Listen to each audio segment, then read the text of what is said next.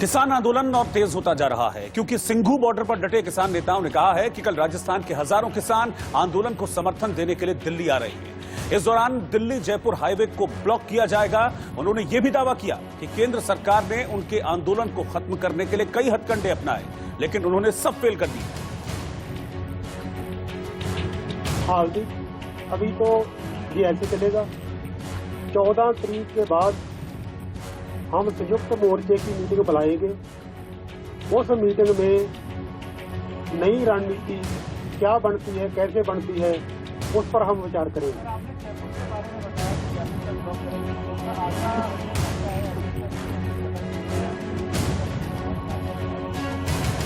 नहीं, कल चलेंगे वो।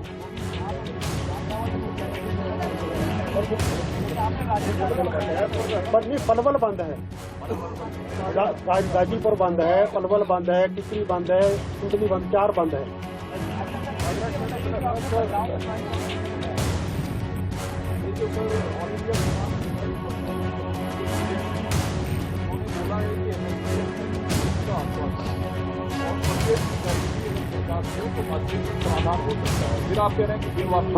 हमारा उसके साथ कोई संबंध नहीं है।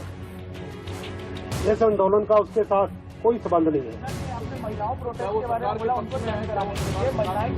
वो उससे पूछे, हम उसके बारे क्या कहें, हमारे साथ ही नहीं है। दुष्यंत चौटाला ने जो कहा कि 28 से 40 घंटों के अंदर बातचीत के जरिए समाधान हो जाएगा और काफी होपफुल है वो कि बातचीत अब अंतिम दौर में होगी और खत्म हो जाएगी। आप लोग की बातचीत हुई दुष्यंत चौटाला से? बिल्कुल कोई बातचीत नहीं हमारी। अरे भाई, हमने उनके साथ जब भी मीटिंग की, हर क्लॉज पे चर्चा हुई, हर आर्टिकल पे उनको बताया कि ये गलत है। पूरे का पूरा उनको कानून बता दिया, तीनों कृषि कानून बता दिए ये गलत है। पूरी चर्चा हो चुकी। अब जब ये चर्चा हो चुकी, सरकार नहीं मानने को तैयार। इसका मतलब क्या है कि सरकार की मंशा ठीक नहीं। सरकार हमको उलझाना चाहती है। सरकार तो पहले कहती थी कि बिल्कुल ठीक है, किसान के फायदे में है, लेकिन अभी क्या है, अभी क्यों मान रहे हैं कि इसमें शोध कर देते हैं। ये मानकर चलिए कि ये पूरे के पूरे गलत हैं। इनको पूरे को रिपील करना है, रद्द करना है। सरकार हमको उलझाना चाहती है।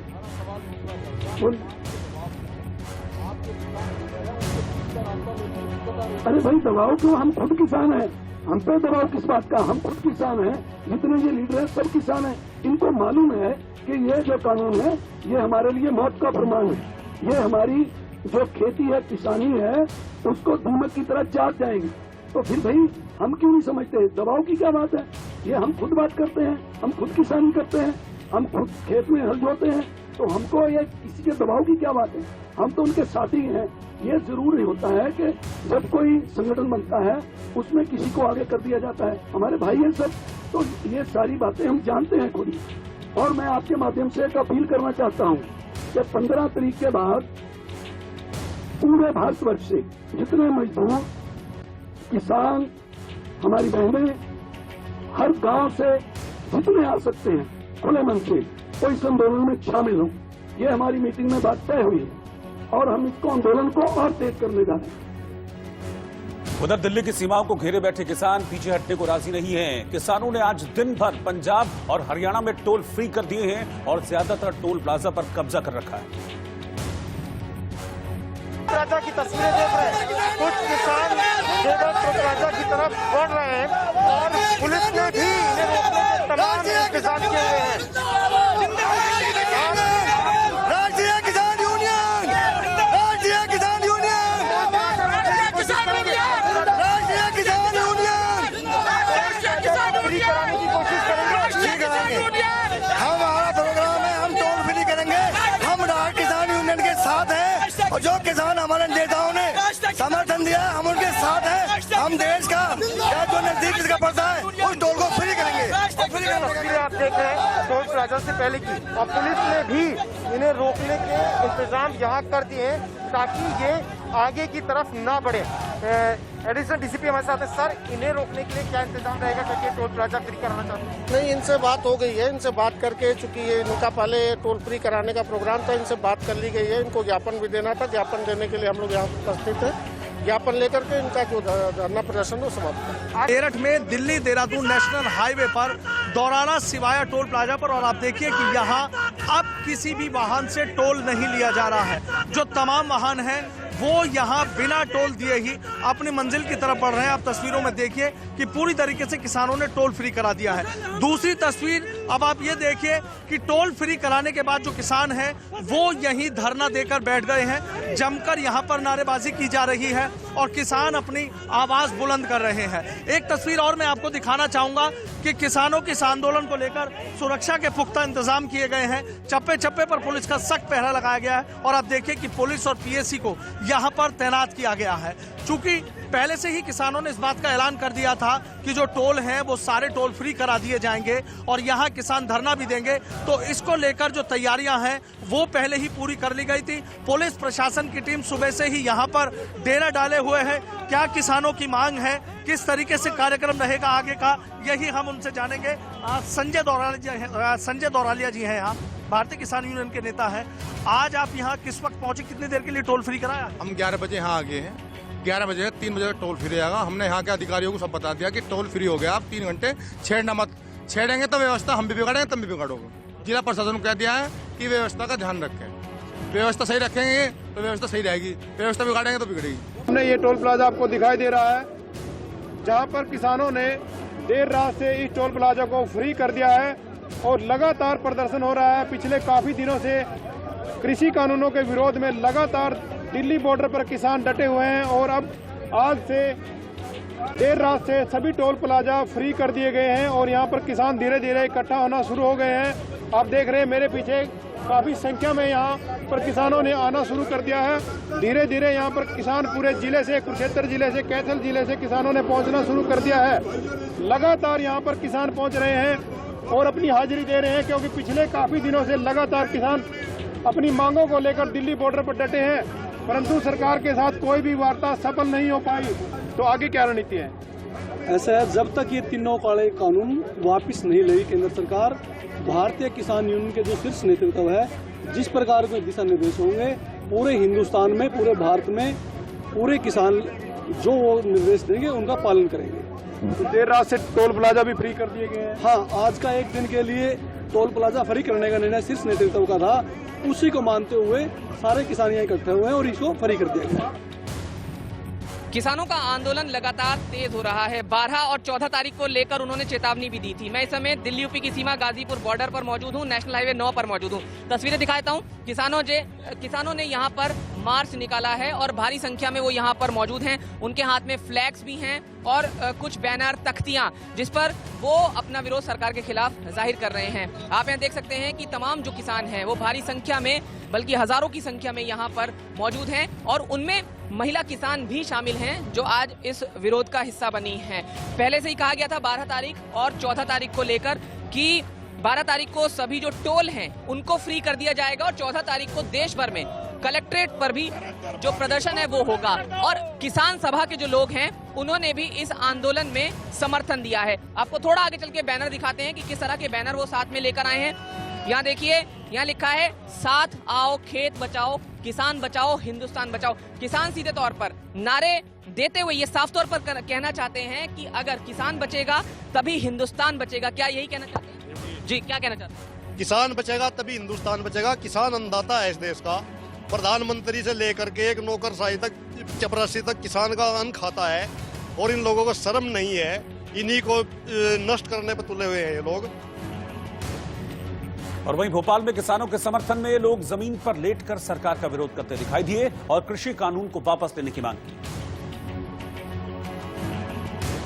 केंद्र सरकार के 3 बिलों का विरोध करने भोपाल की राजधानी में आप देख सकते हैं किसान जो है सड़कों पर हैं और ये साष्टांग करते हुए यहाँ से तकरीबन आधे किलोमीटर दूर जो मंदिर है वहाँ पर ये लोग जाएंगे। प्रदर्शन आप देख सकते हैं किस तरह से विरोध प्रदर्शन है। कॉरपोरेट अपनी तख्ती में और खास तौर से ये जो किसान है, युवा किसान है, आप देख सकते हैं ये जो है किस तरह से अपने हाथों को बांधे हुए हैं। प्रदर्शन ये है कि देखिए ये जो नया कानून है ये किस तरह से किसानों के हाथ बांध देगा और आप देख सकते हैं ये विरोध है। आप लोग इस तरह कहाँ तक जाएंगे? ये काली जी के मंदिर तक जाएंगे साष्टांग प्रणाम करते हुए। जिस प्रकार से मोदी जी से बार बार वार्ता हो रही विफल, तो हम चाहते हैं कि प्रदेश केंद्र की सरकार को जो है सद्बुद्धि प्रदान करे मोदी जी को और कृषि मंत्री जी को, और ये काले कानून को वापस लिया जाए। मतलब आप भगवान से प्रार्थना करेंगे इनको सर? इसके अलावा कोई रास्ता नहीं बचा है, क्योंकि ये जो है तानाशाही अपना रहे हैं, उस हिसाब से तो सद्बुद्धि भगवान ही दे सकता है। इसके लिए हमने ये रास्ता अपनाया कि साष्टांग करते हुए महाकाली से अनुरोध करेंगे कि इनको सद्बुद्धि प्रदान करे। और इस बीच केंद्रीय मंत्री पीयूष गोयल से मिलने के बाद हरियाणा के डिप्टी सीएम दुष्यंत चौटाला ने दावा किया कि किसानों की समस्या का समाधान जल्द होने की संभावना है। तो रास्ते तो बातचीत से निकलते हैं और उम्मीद पे दुनिया कायम है। मैं तो ये मानता हूं कि दोनों पक्षों में 1, 2, 3 नहीं 6 राउंड की बात हुई है, और एक से दूसरा राउंड जब ही हुआ जब कुछ प्रोडक्टिव दिखा, और उम्मीद है कि 7वें राउंड की टॉक जल्दी होगी और उसके बाद कुछ पॉजिटिव दोनों पक्षों से सामने। महाराष्ट्र के सरकारी दफ्तर में जीन्स टी शर्ट पहनने पर रोक लगा दी गई। महाराष्ट्र सरकार ने राज्य कर्मचारियों के नए ड्रेस कोड का फरमान जारी किया है। कर्मचारियों से सरकारी दफ्तरों में जीन्स या टी शर्ट की जगह औपचारिक कपड़े पहनने के निर्देश दिए गए हैं। मुंबई के ठाणे में शिवसेना सांसद राजेंद्र गावित के खिलाफ यौन उत्पीड़न का केस दर्ज कराया गया है। वहीं राजेंद्र गावित ने आरोपों को खारिज कर दिया है। उत्तर प्रदेश में गाजियाबाद के मुरादनगर में घर में सो रही एक महिला पर एक युवक ने एसिड से हमला कर दिया। इस घटना में महिला गंभीर रूप से झुलस गई। पूर्व भारतीय क्रिकेटर युवराज सिंह ने किसान आंदोलन का समर्थन किया है। साथ ही उन्होंने इस बार अपना जन्मदिन नहीं मनाने का ऐलान भी किया है। पीएम मोदी ने फिक्की के 93वें वार्षिक वर्चुअल एक्सपो का उद्घाटन किया। इस मौके पर उन्होंने कहा कि साल 2020 ने सभी को मात दी है, लेकिन अब हालात में तेजी से सुधार हो रहा है। इंडिया न्यूज के कृषि कॉन्क्लेव में केंद्रीय कृषि मंत्री नरेंद्र सिंह तोमर से बातचीत के दौरान आईटीवी के एग्जीक्यूटिव एडिटर मनोज बनू ने किसान नेता शिव कुमार कक्का को फोन लगाकर तोमर से उनकी सीधी बात करवाई। इस बातचीत में किसान नेता ने सरकार और आईटीवी नेटवर्क के प्रयास की सराहना की और दोनों पक्ष इस बात पर सहमत हुए कि बातचीत के जरिए ही रास्ता निकल पाएगा। शिव कुमार जी, मेरी आवाज आपको मिल रही है? जी, मैं इस वक्त देश के कृषि मंत्री तोमर साहब के साथ हूं और तोमर साहब देश के कृषि मंत्री हैं। वो भी चाहते हैं कि किसानों की जो समस्या है उन समस्याओं का निदान निकाला जाए और ये जो डेडलॉक है किसान और सरकार के बीच, इसको खत्म किया जाए। तो सबसे पहले मैं जानना चाहता हूं कि कृषि मंत्री नरेंद्र सिंह जी की भूमिका के बारे में क्या कहेंगे आप? जी, आवाज मिल रही है आपको? हाँ, आवाज मिल रही है। आप क्या कहेंगे? जी, कृषि मंत्री नरेंद्र सिंह जी की भूमिका को क्या कहेंगे आप? बहुत अच्छी भूमिका है, देश है जी, विशाल बच्चे वो चर्चा कर रहे हैं। 5 राउंड बैठक में बहुत मधुर वातावरण बनाकर बड़ा दिखाने है जी, और उनके प्रयासों से हल निकलना चाहिए जी। तो बहुत संवेदनशील कृषि मंत्री हमारे। जी, तो क्या किसान बात करने के लिए सरकार से तैयार हैं? देखिए, 5 राउंड सरकार में बात के आगे भी सरकार बात करने के स्वागत है जी, बात जरूर करेंगे और चर्चा से ही समाधान निकलेगा, बातचीत के जरिए ही समाधान निकलेगा जी। निश्चित तौर से अगर सरकार बात की आवश्यक करती तो हम स्वागत करेंगे। जी, शिव कुमार जी, नरेंद्र सिंह जी मेरे साथ हैं। नरेंद्र सिंह जी, शिव कुमार कक्का हैं, 5 लोगों की। जी, नरेंद्र सिंह जी मेरे साथ हैं, वो आपसे बात करेंगे। किसान वार्ता के लिए तैयार है, क्या कहेंगे?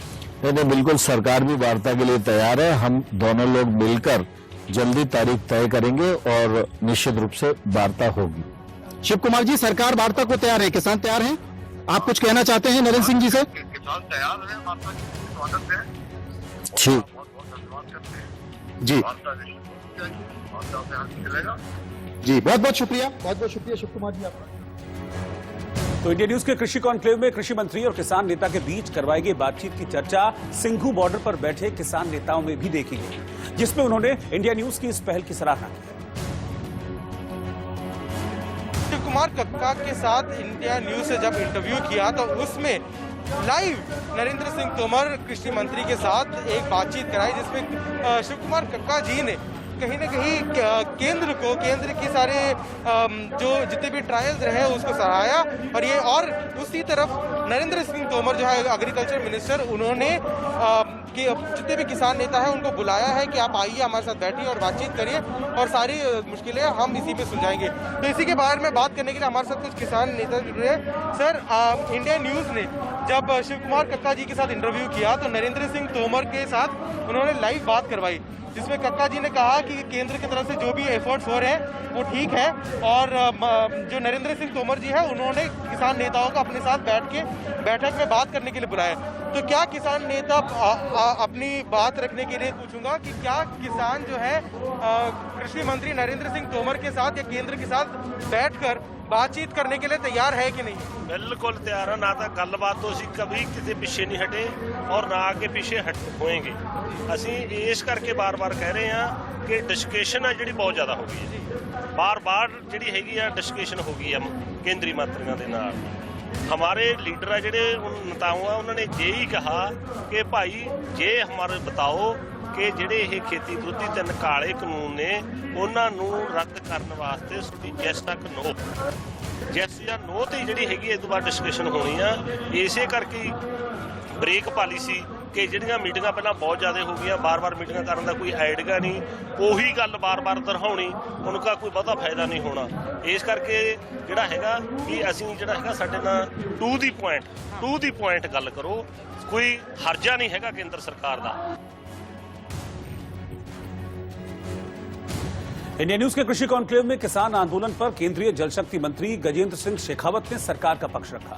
उन्होंने कहा कि सरकार खुले मन से किसानों से बातचीत को तैयार है, लेकिन उनकी आशंका ये है कि किसानों का आंदोलन वामपंथी और नक्सल ताकतों ने हाईजैक कर लिया।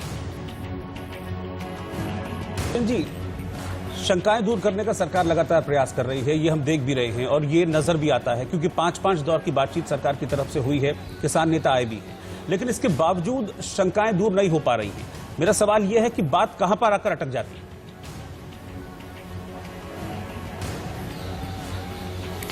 देखिए, मुझे लगता है कि जो है यदि केवल विषय शंका का ही होता या किसी तरह की आशंका मात्र ही होती तो बातचीत के रास्ते से आसानी से सुलझ सकते थे और बातचीत के लिए आगे भी हम लोग तैयार हैं जी। लेकिन कतिपय ऐसे लोग जो अलगाववादी ताकतें हैं, जो माओवादी ताकतें हैं, जो नक्सलवादी ताकतें हैं, जो विघटनकारी ताकतें हैं और ऐसी ताकतें ऐसे लोगों द्वारा खड़े किए गए प्लेटफॉर्म जो मैंने कहा जिनकी अपनी राजनीतिक जमीन समाप्त हो गई थी उसका इस्तेमाल करने की कोशिश कर रहे हैं और वो जानबूझ करके इस आंदोलन को बनाए रखना चाहते हैं। नॉन इशू को इशू बना करके इस तरह के संकट को खड़ा करके अपने हितों का साधन करना चाहते हैं। सर, आपका लेकिन मैं मानता हूँ आपका इशारा कहीं अन्नदाता कुछ भी हो सकता है लेकिन देश विरोधी कभी नहीं हो सकता। आपका इशारा कहीं उन लोगों की तरफ तो नहीं है जो किसानों के आंदोलन में शर्जील इमाम के पोस्टर लेकर बैठे हुए थे, गौतम नलवखा के पोस्टर लेकर बैठे हुए थे, उमर खालिद के पोस्टर लेकर बैठे हुए थे और मंच से कह रहे थे कि इनको रिहा करो? उन लोगों की तरफ तो नहीं है इशारा आपका? कहीं वामपंथी ताकतों की तरफ इशारा तो नहीं है? निश्चित रूप से उन्हीं की तरफ है। ऐसे सारे लोग चाहे जिन लोगों का आपने नाम का उच्चारण अभी किया है वो सारे लोग किसान के आंदोलन में भी दिखाई देंगे, वो सारे लोग सिटीजनशिप अमेंडमेंट एक्ट के न्याय आंदोलन में भी जो खड़े कर किए गए शाहीन बाग में भी दिखाई देंगे, वो सारे लोग आपको 370 के विरोध में आवाज उठाते हुए भी दिखाई देंगे। देश को ताकतवर बनाने, समृद्ध बनाने, संपन्न बनाने के जितने भी प्रयास हैं उन सब के विरोध में आपको हमेशा खड़े दिखाई देंगे। ऐसे लोग इस आंदोलन में भी दिखाई दे रहे हैं। उनका ऐसा दिखाई देना तो अप्रत्याशित नहीं है, लेकिन किसानों के द्वारा उनको स्वीकार किया जाना या उनके बीच में खड़े किया जाना, उनको अनुमति देना, ये निश्चित रूप से चिंताजनक भी है और अस्वीकार्य भी है।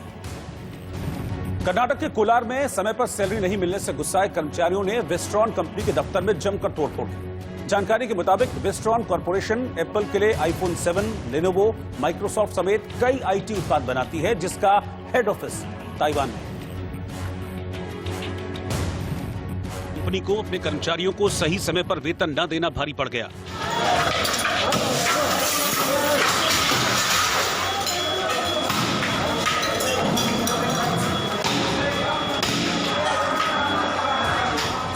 कई महीनों से वेतन नहीं मिलने पर कर्मचारियों के सब्र का बांध कंपनी के दफ्तर पर यूं टूट पड़ा।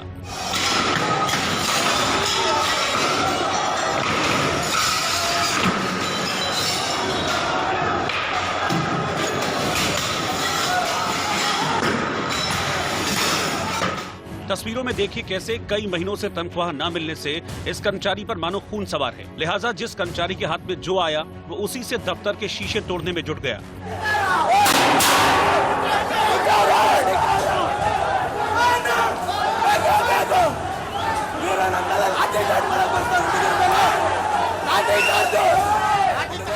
कर्मचारियों का गुस्सा पंचिंग मशीन पर भी उतरा, क्योंकि वो रोजाना टाइम पर पंच कर अटेंडेंस तो लगा रहे थे, लेकिन उनकी सैलरी टाइम पर नहीं मिल रही थी। लिहाजा प्रदर्शनकारियों ने उसे नोच कर फेंक दिया।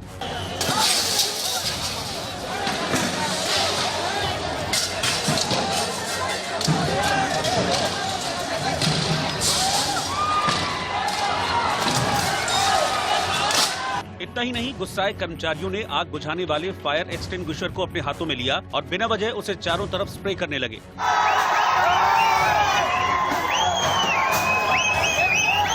भड़के कर्मचारियों ने कंपनी का फर्नीचर, कंप्यूटर और टेलीविजन सेट सड़क पर पटक कर उन्हें आग के हवाले कर दिया। मेरा बच्चा।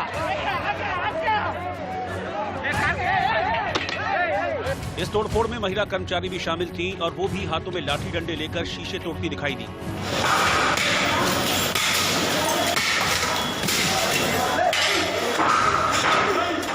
सैलरी को लेकर यह हंगामा घंटों चलता रहा। इस दौरान वहां खड़ी कंपनी की गाड़ियों को पलट दिया गया और उनमें जमकर तोड़फोड़ की गई।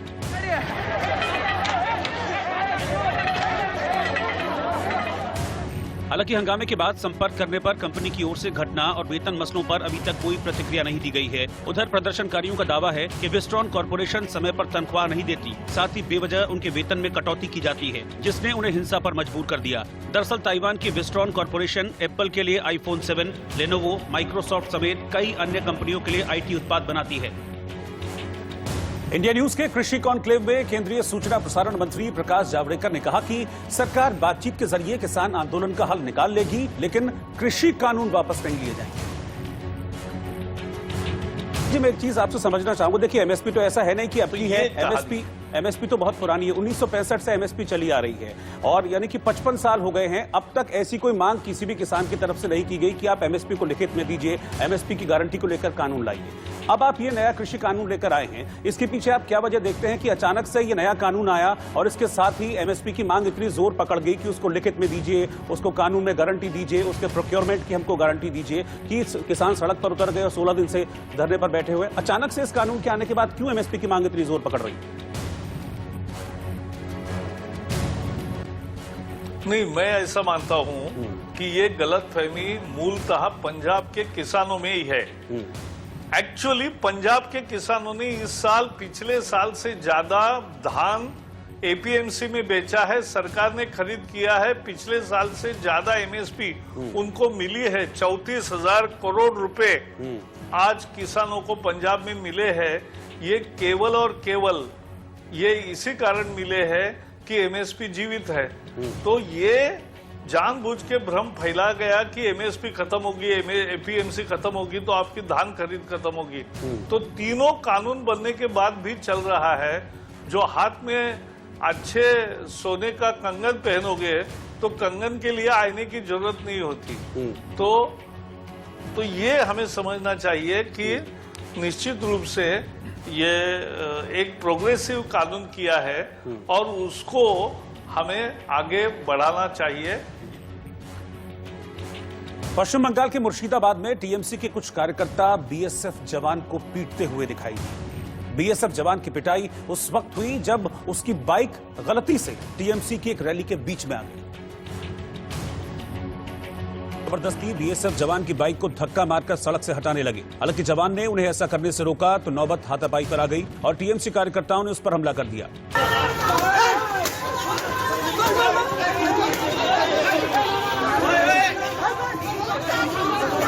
इस मारपीट के दौरान कुछ लोगों ने बीच बचाव करने की कोशिश भी की, लेकिन गुस्साए टीएमसी कार्यकर्ता माने नहीं और देखिए कैसे जवान का हेलमेट उसी के सिर पर दे मारा। इसके बाद जैसे तैसे कुछ लोगों ने बीएसएफ के जवान को टीएमसी कार्यकर्ताओं से छुड़वाया, लेकिन इस दौरान मारपीट में उसे गंभीर चोट आई है, जिसके बाद उसे अस्पताल में भर्ती करवाना पड़ा। उधर बीजेपी नेता बीएसएफ जवान की पिटाई के बाद टीएमसी पर निशाना साधने में जुट गए। কালকে খুবই নিন্দাজনক ঘটনা ঘটিয়েছে। একজন বিএসএফ যে কি আমাদের বর্ডারের সুরক্ষা করে, তার ওনাদের জন্য আমরা শান্তিপূর্বক ঘুমাই।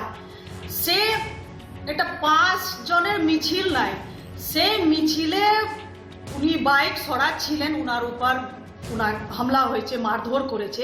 এটা খুবই নিন্দাজনক, খুবই নিন্দনীয় ব্যাপার। दरअसल बीजेपी को जवान पर हमले से टीएमसी पर निशाना साधने का मौका मिल गया। इससे पहले बीजेपी अध्यक्ष जेपी नड्डा और कैलाश विजयवर्गीय पर हुए हमले से बंगाल में टीएमसी के खिलाफ माहौल बनाने में बीजेपी को खासी मदद मिली, जो निश्चित तौर पर विधानसभा चुनाव में उसे फायदा देगी। लेकिन इस तरह टीएमसी कार्यकर्ताओं का राह चलते किसी पर भी हाथ छोड़ना कानून व्यवस्था पर सवालिया निशान खड़े करता है। राजस्थान में जेके लोन अस्पताल में बच्चों की मौत पर जांच समिति गठित की गई है। राजस्थान में कोटा के जेके लोन अस्पताल में 9 बच्चों की मौत पर एक जांच टीम बना दी गई है। सरकार ने टीम को 3 दिन में रिपोर्ट सौंपने का निर्देश दिया है। अफगानिस्तान की राजधानी काबुल के कुछ हिस्सों में कई रॉकेट दागे गए, जिसमें एक शख्स की मौत हो गई। किसी आतंकी संगठन ने इस हमले की जिम्मेदारी नहीं ली है। गुजरात के सूरत में कोरोना महामारी के बीच एक शादी हुई, जिसमें सिर्फ घर के लोग ही शामिल हुए। वहीं दूसरे सभी रिश्तेदारों को शामिल करने के लिए यूट्यूब का सहारा लिया गया और उसी पर सारी रस्में दिखाई गई। दुनिया की सबसे प्रतिष्ठित मैगजीन टाइम ने दिसंबर 2020 के अंक के कवर पेज पर 2020 को रेड क्रॉस के साथ छापा। मैगजीन ने उसके नीचे द वर्स्ट ईयर एवर यानी अब तक का सबसे खराब साल लिखा है।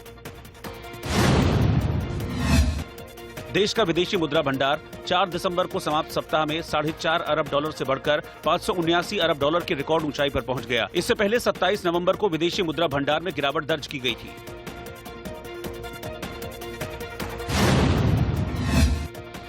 आयकर विभाग ने अगले साल 31 मार्च तक सभी पैन कार्ड को आधार से लिंक कराना अनिवार्य कर दिया है। इस तारीख तक आधार से लिंक नहीं होने पर पैन कार्ड बेकार हो जाएगा।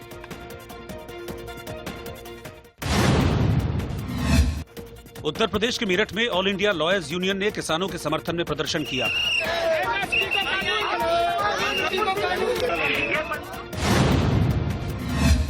राजस्थान में अलवर जिले के नीमराणा में किसानों ने अपनी मांगों को लेकर जोरदार प्रदर्शन किया। यहां किसानों ने national highway 8 Jaipur Delhi highway पर कब्जा कर लिया और नारेबाजी की। गुंडागर्दी नहीं चलेगी, नहीं चलेगी, मोदी तेरी गुंडागर्दी नहीं चलेगी, नहीं चलेगी। उत्तर प्रदेश के अलीगढ़ में समाजवादी पार्टी के कार्यकर्ताओं ने किसानों के समर्थन में जमकर प्रदर्शन किया। यहां कार्यकर्ताओं ने सड़क को जाम कर दिया। नहीं चलेगी, नहीं चलेगी, नहीं चलेगी, नहीं चलेगी। उत्तर प्रदेश के अमरोहा में किसान टोल प्लाजा पर पहुंच गए और टोल फ्री करवा दिया। किसानों ने वहां से गुजर रही गाड़ियों को बिना रुके जाने दिया।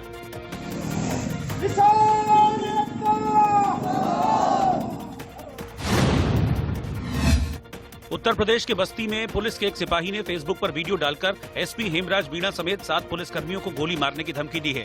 हाल ही में उसे आपत्तिजनक पोस्ट डालने की वजह से निलंबित किया गया था। सुप्रीम कोर्ट जाएंगे, सुप्रीम कोर्ट नहीं कुछ करता है, फिर हमारा पिस्टल जिंदाबाद यार, ठोक देंगे सबको, सातों को एक साथ ठोकेंगे, ये मेरी जिद है।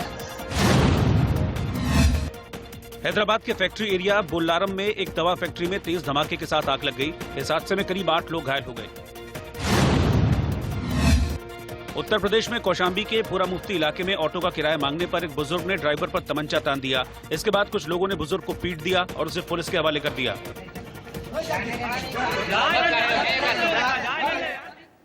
प्रधानमंत्री नरेंद्र मोदी ने फिक्की के कार्यक्रम में कहा कि कृषि से जुड़ी चीजों को सारी दीवार हटा रही है। ग्रामीण भारत तेजी से बदल रहा है और किसानों को फायदा होने वाला है। और उससे जुड़े अन्य क्षेत्रों, चाहे वो एग्रीकल्चर इंफ्रास्ट्रक्चर हो, फूड प्रोसेसिंग हो, स्टोरेज हो, कोल्ड चेन हो, इनके बीच पहले हमने ही ऐसी दीवारें देखी हैं। अब ये सभी दीवारें हटाई जा रही हैं, सभी अड़चनें हटाई जा रही हैं।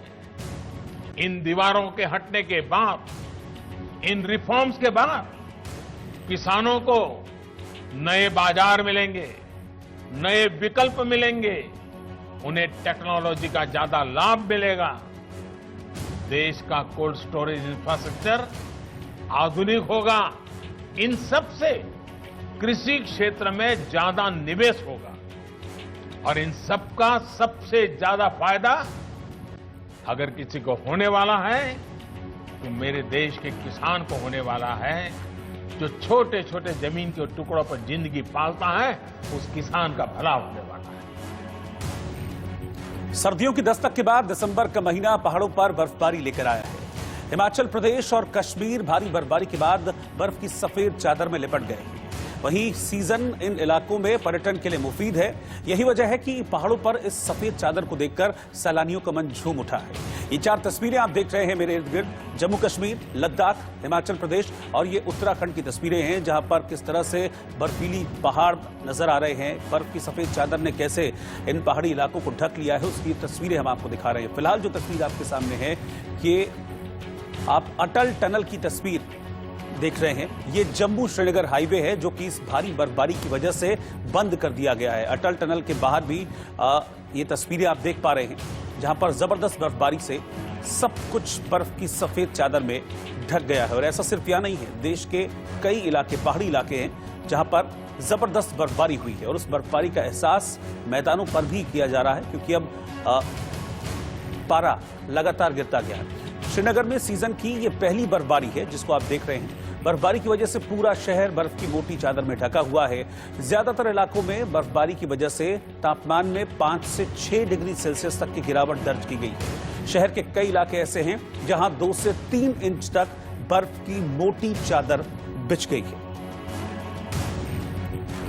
कश्मीर में रहने वालों को जिस बात का इंतजार था वो फाइनली कल रात को हो गया है। रात के दौरान ही कश्मीर घाटी में से दोबारा बर्फबारी हुई है। हालांकि इससे पहले भी पहाड़ी इलाकों में बर्फबारी हो चुकी है, लेकिन श्रीनगर शहर में इस मौसम की पहली बर्फबारी रात के दौरान हुई। आप देख सकते हैं कि कितना खुशगवार मंजर है। श्रीनगर शहर में पहाड़ों पे पेड़ों पे अभी भी हल्की हल्की बर्फ है। हालांकि यहाँ पे सूरज निकलना शुरू हो गया है और बर्फ पिघलना शुरू हो गया है, लेकिन जो यहाँ के टूरिस्ट स्पॉट्स हैं, गुलमर्ग, सोनमर्ग, पहलगाम या बाकी इलाके जो है, वहाँ का मंजर बहुत खुशनुमा है, क्योंकि वहाँ पर 6 से 7 इंच के करीब जो है बर्फ रिकॉर्ड की गई है। इससे अच्छी बात यह हो गई है कि पर्यटक जो हैं उन्होंने दोबारा से कश्मीर घाटी का रुख शुरू कर दिया है और अच्छी खासी तादाद में जो वहाँ के होटल से वहाँ पे बुकिंग हो रही है। अच्छी खासी संख्या में टूरिस्ट जो है उन्होंने कश्मीर घाटी का रुख करना शुरू कर दिया है, जो कि यहाँ के टूरिज्म सेक्टर के लिए एक अच्छी और खुशाइंद बात है। वीडियो जर्नलिस्ट जाहिद के साथ आरिश बिलाल, इंडिया न्यूज, श्रीनगर। तमिलनाडु में सीबीआई की कस्टडी में रखा गया सोना कम हो गया है। इस खबर से जहां सनसनी फैल गई, वहीं इस मामले में जांच के आदेश दे दिए गए। तमिलनाडु में सीबीआई के पास रखे 400 किलो सोने में से 108 किलो सोना कम हो गया है। कम हुए सोने की कीमत 45 करोड़ रुपए बताई जा रही है। सीबीआई ने 2012 में चेन्नई के सुराना कॉर्पोरेशन लिमिटेड के ऑफिस में छापा मारा था। इस दौरान 400 किलो सोने की छड़ें और गहने जब्त किए गए थे। गायब हुआ सोना इसी कार्रवाई का हिस्सा है।